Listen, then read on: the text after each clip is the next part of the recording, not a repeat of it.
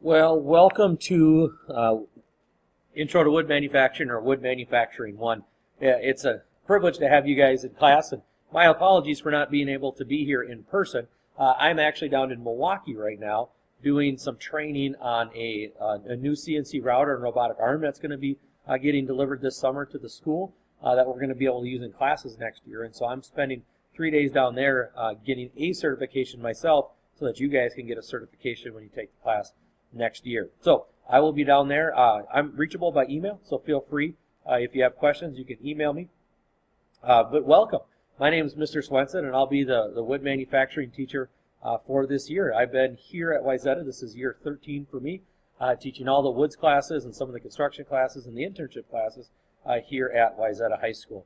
So I just want to introduce the class to you a little bit, and then we'll probably take a little bit of a break, and then we're going to do an activity together that does a few little scientific experiments on lumber. If you haven't had a chance yet, why don't you go to the Canvas page, and right on the front page of Canvas, there's a blue box, and we call it Quick Links. All of those are going to be links that we'll use in class on a regular basis. So there'll be plans for different projects that we're going to build. In the top left corner, there'll be one that says Day 1 Survey. Please take that Day 1 survey. That's going to help me kind of understand and get to know you guys a little bit better as we start this journey together through third term. Once you're done with that, feel free to just listen up to this. I want to give you a few snippets about what class is going to look like, what you can expect from me, and what the next couple days is going to look like. After we get done with this introduction, we're actually going to do some scientific experiments on 3 different species of wood because we want to figure out what species is going to make the best cutting board. That's going to be our first project. So we want you to be able to answer questions like, does the type of wood matter? Does the grain direction matter? And we'll do some experimenting on those 3 different blocks as a table. So each table is going to do these experiments, and you'll be able to answer them. But we'll get to that more in just a little bit. This class is like any other class at Wayzata High. We don't do phones, bell to bell. So over by the sink, kind of in the corner of the room, you'll see the pouches where the phones go. That's going to be important that you put your phone there. So if your phone is not there, why don't we take a minute and pause the video. But before we pause the video, to know which pocket is yours, if you look right underneath of the TV screen, you're going to see some paper taped to the cabinets. On the far right side is block 2, the middle is block 3, and then block 4.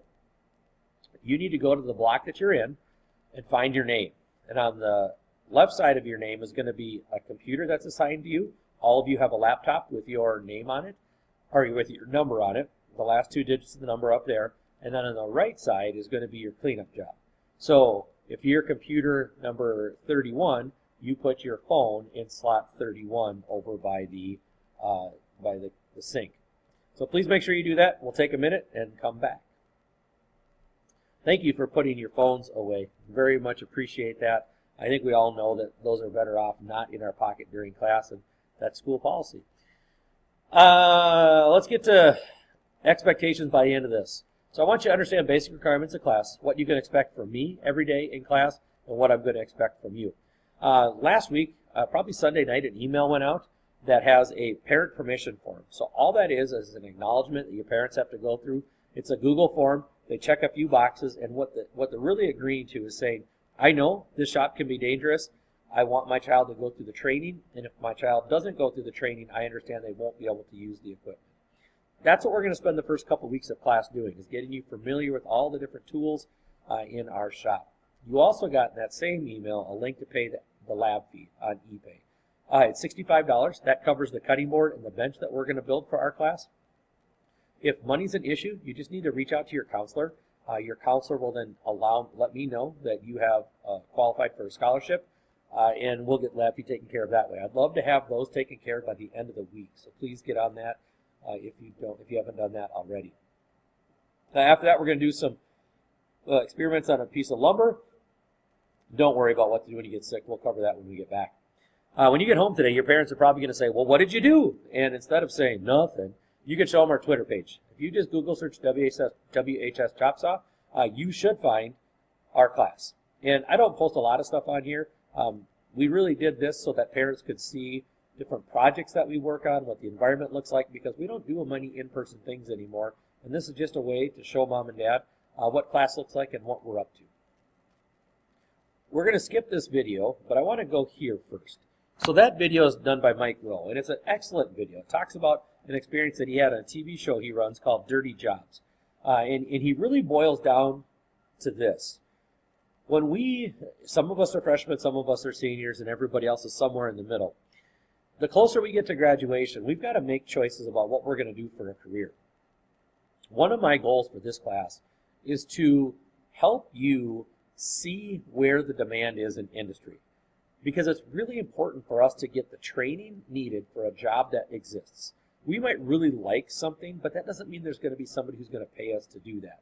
And I have this slide up as an example. I love hunting. I love being in the outdoors. That picture of the canvas tent, I took that 5 years ago. My dad and my brother and a couple friends, we went up hunting in the Rocky Mountains for elk. We hadn't gotten a big snowstorm, but it was a wonderful week of living in that wall tent and chasing down some elk that we never found. The picture on the right is my brother was playing with AI and made that cartoon of the deer that I was able to harvest this year during deer season. And whether you like hunting or not, that's not the point. The point is it's one of the passions that I have. But we're not talking today as me, your hunting guide. We're talking today as me, your shop teacher. You see, it's important to have passions, and it's important to follow them, but you don't have to follow them into a career. And sometimes we get that advice that we got to find something that we're passionate about, and then we follow that into a career. But that can be a trap, because if I was a hunting guide, maybe I would stop enjoying my love for the outdoors, or even more importantly, who's going to hire me? I would bet that we're more likely to know an NFL player in this room than we are a full-time hunting guide, because they're just not that big. It's not that big of a business, especially in Minnesota. So we got to be careful. We can be passionate about things, but that doesn't have to lead us into a career. What we really need to do, and what Mike Rowe talks about in that video we skipped, is follow opportunities. Be passionate. Be passionate about hunting. Be passionate about football. Be passionate about whatever it is that you're into, but you don't have to follow that into a career. And that's really important, and sometimes that's the first time that we've heard it. You need to be able to like your job. There's got to be things about your job that you enjoy, but it doesn't have to be absolute passion in your life. This slide will just briefly talk about everything. These are the fastest growing careers over the last 10 years in Minnesota. Everything in red requires a bachelor's degree or more. Everything in blue and black is less than a bachelor's degree. So you could see in our fastest growing market segments, what's required is almost always less than a bachelor's degree. There are so many 2-year technical and apprenticeship type degrees out there that can get you the same wage as a 4-year degree with very little tuition.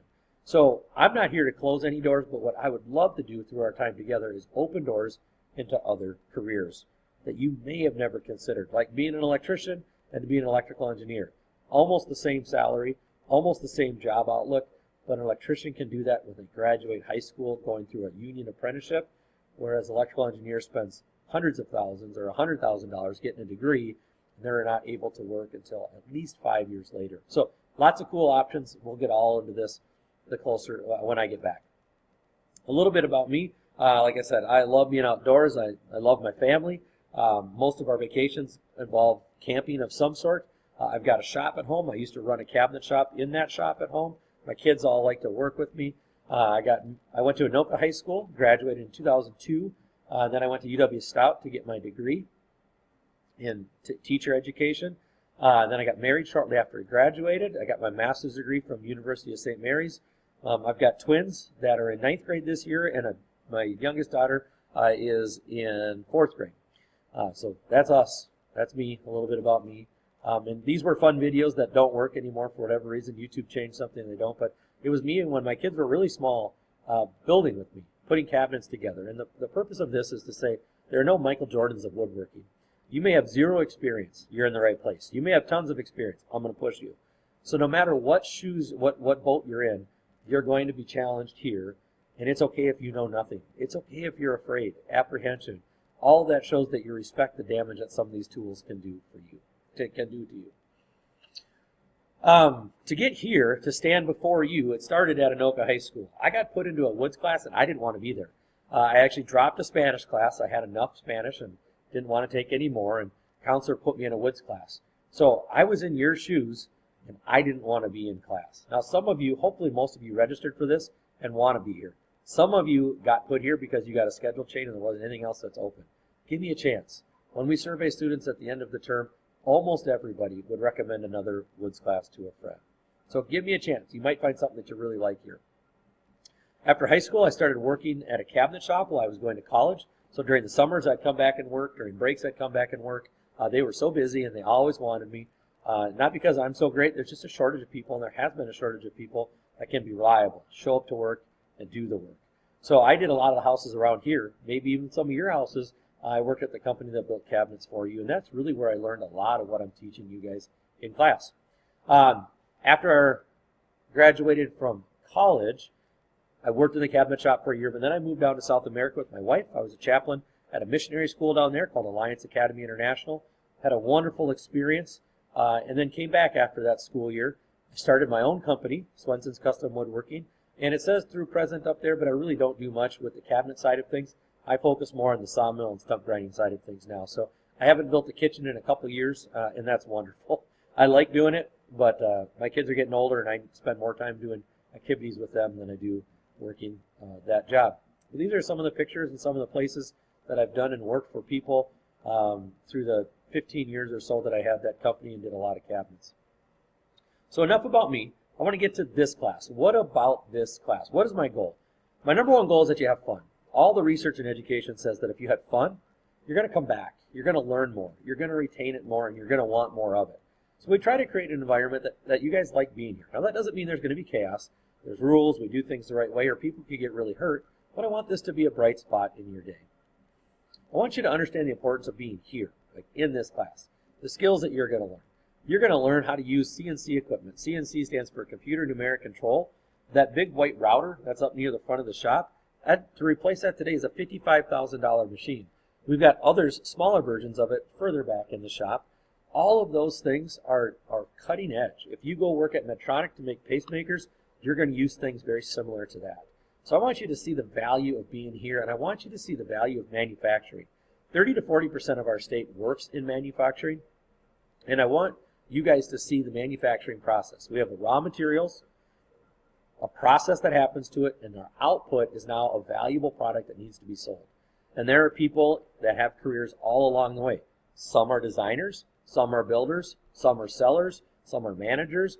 All of those things have to do with manufacturing. And if you take Woods 1 and Woods 2, you'll get to try a little bit of all of those jobs to see if something sticks, something in there that you really like. Manufacturing is important. I want you to see that there's a ton of careers in skilled trades. We have so many opportunities that involve no college debt, that involve six-figure salaries very quickly. These are jobs that a lot of us overlook or don't even think about, and we want to open the doors to some of those jobs for you guys. Soft skills. Soft skills is the portrait of a Wayzata graduate. These are all things that are hard to measure, but it's the reason people lose their jobs. People don't often lose their jobs because they're light on technical skills. They lose their job because they don't show up on time.